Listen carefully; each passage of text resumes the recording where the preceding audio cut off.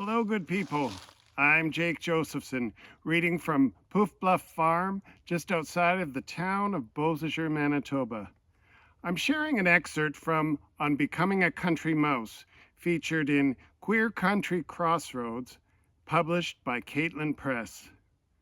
My reading opens with the discovery of a mysterious snowplower in the driveway of two gentlemen farmers who've recently moved from the city and are trying to settle into country living. The mysterious driveway clearing continued until there was a January sick day. Brent and I, home from work, were fluish and asleep under a quilt, while a feather fall of snow made a snow glow of Poof Bluff.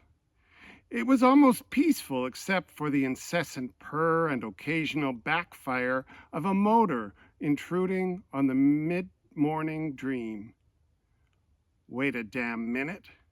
I crept across the hardwood and strategically pulled back the bedroom curtain just enough to catch the culprit in the act.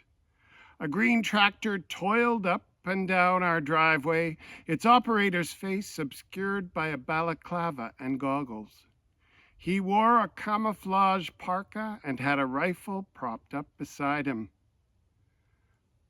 He had some military spy come to smoke us out of our newfound radical fairy bliss.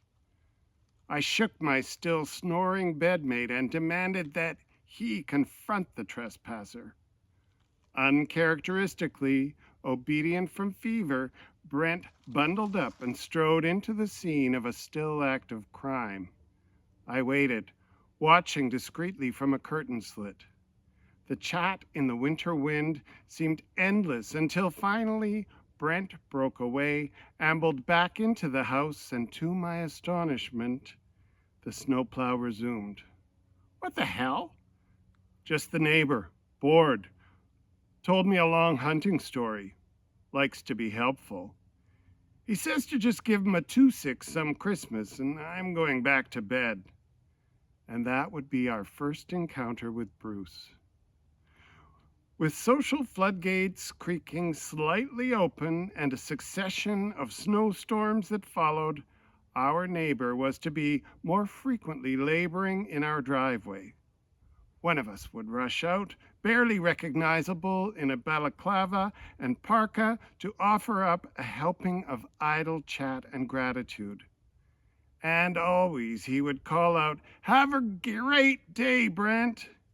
It seemed that our now heroic snowplower did not detect the fact that there was also a Jake. We did not correct the omission and made note of the well-earned 2-6 to come. A day arrived when we returned from work early, only to find Bruce enjoying a living room coffee and telling Jack, Brent's visiting father, about the biggest pickerel he ever caught. Jack had discovered the gun-toting plower and rightfully invited him inside to warm up and become acquainted. The two alphas were a masculine house on fire, Jack a retired prison guard and Bruce, a retired RCMP officer, had much in common. These quick friends regularly joked about how one caught the bad guys and the other caged them.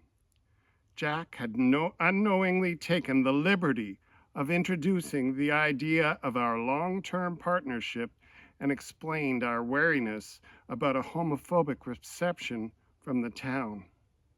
Bruce quickly voiced an allyship which would mark the beginning of his daily visits.